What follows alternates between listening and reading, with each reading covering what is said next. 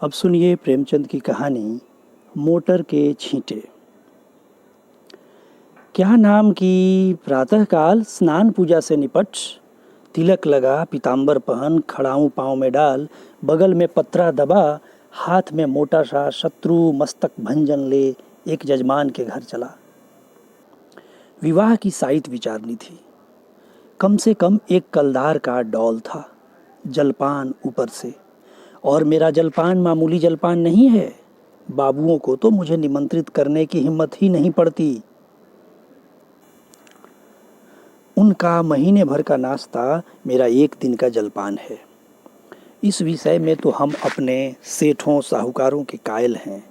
ऐसा खिलाते हैं और इतने खुले मन से कि चोला आनंदित हो उठता है। जजमान का दिल देखकर ही मैं उनका निमंत्रण स्वीकार करता हूँ। खिलाते समय किसी ने रोनी सूरत बनाई और मेरी क्षुधा गायब हुई। रोकर किसी ने खिलाया तो क्या, ऐसा भोजन कम से कम मुझे नहीं पचता। जजमान ऐसा चाहिए कि ललकारता जाए, लो शास्त्री जी एक बालूशाही और। मैं कहता जाऊं, नहीं जजमान अब नहीं। रात खूब वर्षा हुई थी। सड़क पर जगह जगह पानी जमा था।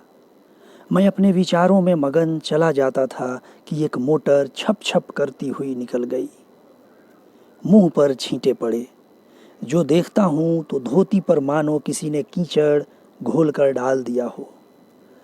कपड़े भ्रष्ट हुए वह अलग, देह भ्रष्ट हुई वह अलग, आर्थिक क्षति जो हुई वह अलग। अगर मोटर वालों को पकड़ पाता तो ऐसी मरम्मत करता कि वे भी याद करते। मन महसूस कर रह गया। इस वेश में जजमान के घर तो जा नहीं सकता था। अपना घर भी मील भर से कम न था। फिर आने जाने वाले सब मेरी ओर देख देख कर तालियां बजा रहे थे। ऐसी दुर्गति मेरी कभी नहीं हुई थी। अब क्या करोगे मन, घर जाओगे तो पंडिताइन क्या कहेंगी।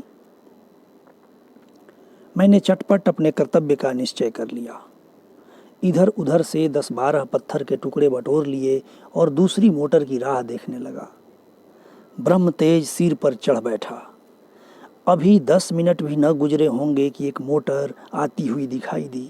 ओहो, वही मोटर थी। शायद स्वामी को स्टेशन से लेकर लौट रही थी। ज्यों ही समीप आई मैंने एक पत्थर चलाया, भरपूर जोर लगाकर चलाया।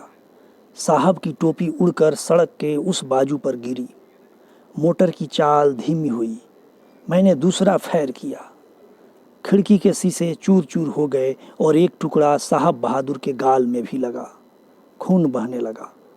मोटर रुकी और साहब उतरकर मेरी तरफ आए और घूंसा तान कर बोले, सुअर, मैं तुमको पुलिस में देगा। इतना सुनना था कि मैंने पोथी पत्रा जमीन पर फेंका और साहब की कमर पकड़कर अड़ंगी लगाई तो कीचड़ में भद से गिरे। मैंने चट सवारी गांठी और गर्दन पर 1-25 रद्दे ताबड़तोड़ जमाए कि साहब चौंधिया गए। इतने में उनकी पत्नी जी उतर आईं। ऊंची एड़ी का जूता, रेशमी साड़ी, गालों पर पाउडर, होठों पर रंग, भौं पर स्याही मुझे छाती से गोदने लगी। मैंने साहब को छोड़ दिया और डंडा संभालता हुआ बोला, देवी जी आप मर्दों के बीच में ना पड़ें, कहीं लोट चोट चपेट आ जाए तो मुझे दुख होगा। साहब ने अवसर पाया तो संभल कर उठे और अपने बुटदार पैरों से मुझे एक ठोकर जमाई। मेरे घुटने में बड़ी चोट लगी। मैंने बौखला कर डंडा उठा लिया और साहब के पांव में जमा दिए। वह कटे पेड़ की तरह गिरे। मेम साहब छतरी तान कर दौड़ी। मैंने धीरे से उनकी छतरी छीन कर फेंक दी। ड्राइवर अभी तक बैठा था। अब वह भी उतरा और छड़ी लेकर मुझ पर पील पड़ा। मैंने एक डंडा उसके भी जमाया, लौट गया। 50 आदमी तमाशा देखने जमा हो गए। साहब भूमि पर पड़े पड़े बोले, रैस्केल, हम तुमको पुलिस में देगा। मैंने फिर डंडा संभाला और चाहता था कि खोपड़ी पर जमाऊं कि साहब ने हाथ जोड़कर कहा, नहीं नहीं बाबा, हम पुलिस में नहीं जाएगा, माफी दो। मैंने कहा, हाँ पुलिस का नाम न लेना, नहीं तो यही खोपड़ी रंग दूंगा। बहुत होगा 6 महीने की सजा हो जाएगी, मगर तुम्हारी आदत छुड़ा दूंगा। मोटर चलाते हो तो छींटे उड़ाते चलते हो, मारे घमंड के अंधे हो जाते हो। सामने या बगल में कौन जा रहा है इसका कुछ ध्यान नहीं रखते। एक दर्शक ने आलोचना की, अरे महाराज, मोटर वाले जानबूझकर छींटे उड़ाते हैं और जब आदमी लथपथ हो जाता है तो सब उसका तमाशा देखते हैं और खूब हंसते हैं। आपने बड़ा अच्छा किया कि एक को ठीक कर दिया। मैंने साहब को ललकार कर कहा, सुनता है कुछ जनता क्या कहती है? साहब ने उस आदमी की ओर लाल लाल आंखों से देखा। तुम झूठ बोलता है, बिल्कुल झूठ बोलता है। मैंने डांटा, अभी तुम्हारी हेकड़ी कम नहीं हुई, आऊं फिर एक दूं एक सोंटा कसके। साहब ने घिघिया कर कहा, अरे नहीं बाबा, सच बोलता है, सच बोलता है।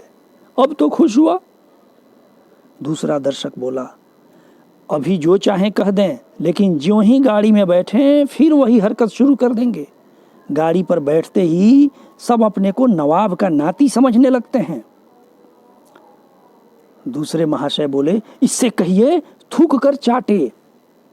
तीसरे सज्जन ने कहा, नहीं, कान पकड़कर उठाइए बैठाइए। चौथा बोला, अरे ड्राइवर को भी, ये सब और बदमाश होते हैं। मालदार आदमी घमंड करे तो एक बात है, तुम किस बात पर अकड़ते हो? चक्कर हाथ में लिया और आंखों पर पर्दा पड़ा। मैंने यह प्रस्ताव स्वीकार किया। ड्राइवर और मालिक दोनों को ही कान पकड़कर उठाना बैठाना चाहिए और मेम साहब गिने। सुनो मेम साहब, तुमको गिनना होगा पूरी 100 बैठकें, एक भी कम नहीं, ज़्यादा जितनी चाहें हो जाएं। 2 आदमियों ने साहब का हाथ पकड़कर उठाया, 2 ने ड्राइवर महोदय का। ड्राइवर बेचारे की टांग में चोट थी, फिर भी वह बैठकें लगाने लगा। साहब की अकड़ अभी काफ़ी थी। आप लेट गए और उलझुल बकने लगे। मैं उस समय रुद्र बना हुआ था। दिल में ठान लिया था कि इससे बिना 100 बैठकें लगवाए न छोड़ूंगा। 4 आदमियों को हुक्म दिया कि गाड़ी को ढकेल कर सड़क के नीचे गिरा दो। हुक्म की देर थी, 4 की जगह 50 आदमी लिपट गए और गाड़ी को ढकेलने लगे। वह सड़क बहुत ऊंची थी, दोनों तरफ की जमीन नीची। गाड़ी नीचे गिरती और टूट टाट कर ढेर हो जाती। गाड़ी सड़क के किनारे तक पहुंच चुकी थी कि साहब कांख खर उठ खड़े हुए और बोले, बाबा गाड़ी मत तोड़ो, हम उठेगा बैठेगा। मैंने आदमियों को अलग हट जाने का हुक्म दिया, मगर सबको एक दिलग्गी मिल गई थी। किसी ने मेरी ओर ध्यान न दिया, लेकिन जब मैं डंडा लेकर उनकी ओर दौड़ा तब सब गाड़ी छोड़कर भागे और साहब ने आंखें बंद करके बैठकें लगानी शुरू की। मैंने 10 बैठकों के बाद मेम साहब से पूछा, कितनी बैठकें हुई? मेम साहब ने रोब से जवाब दिया, हम नहीं गिनता। तो इस तरह साहब दिन भर कांखते रहेंगे और मैं न छोड़ूंगा। अगर उनको कुशल से घर ले जाना चाहती हो तो बैठकें गिन दो, मैं उनको रिहा कर दूंगा। साहब ने देखा कि बिना दंड भोगे जान न बचेगी तो बैठकें लगाने लगे। 1, 2, 3, 4, 5। सहसा एक दूसरी मोटर आती दिखाई दी। साहब ने देखा और नाक रगड़ कर बोले, पंडित जी, आप मेरा बाप है, मुझ पर दया करो, अब कभी हम मोटर पर न बैठेगा। मुझे भी दया आ गया। बोला, नहीं, मोटर पर बैठने से मैं नहीं रोकता, इतना ही कहता हूं कि मोटर पर बैठकर भी आदमियों को आदमी समझो। दूसरी गाड़ी तेज चली आती थी। मैंने इशारा किया। सब आदमियों ने 2-2 पत्थर उठा लिए। उस गाड़ी का मालिक स्वयं ड्राइव कर रहा था। गाड़ी धीमी करके धीरे से सरक जाना चाहता था कि मैंने बढ़कर उसके दोनों कान पकड़े और खूब जोर से हिलाकर और दोनों गालों पर एक एक पड़ाका देकर बोला, गाड़ी से छींटे न उड़ाया करो, समझे? चुपके से चले जाओ। यह महोदय बकझक तो करते रहे, मगर 100 आदमियों को पत्थर लिए खड़ा देख तो बिना कान पूंछ हिलाए चलते हुए।